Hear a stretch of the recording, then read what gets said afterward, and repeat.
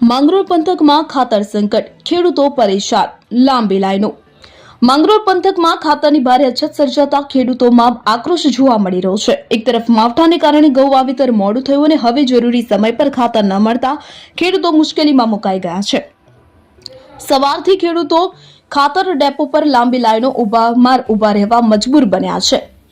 ચાલો જોઈએ અમારો ખાસ રિપોર્ટ।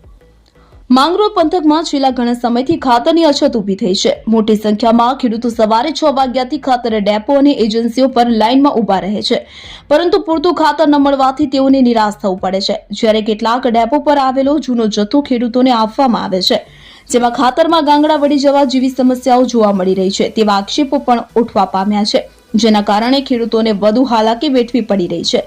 સરકારી સ્તરે અને ખાતર ડેપો દ્વારા ખાતર પૂરતું રહેશે તેવી ખાતરી અપાઈ હોવા છતાં પરિસ્થિતિ વિરુદ્ધ જોવા મળી રહી છે। ખાતર અછતને કારણે ઘઉંના વાવેતર પર ગંભીર અસર પડશે કે નહીં તે અંગે ખેડૂતોમાં ચિંતા જોવા મળી રહી છે।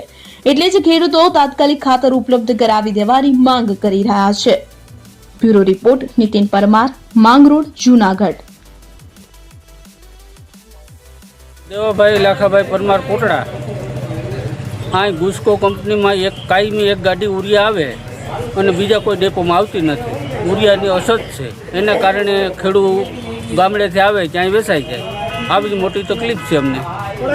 બીજા ડેપો ખાતરમાં આવે તો અમને મળી શકે। કેટલા દી થયા તમે આવો ખાતર? 3 દિવસથી આવીએ। આ ખાતર છે એમાં શું વાંધો? એ તો ગાંગડા વાળું છે, હાલે એમ નથી।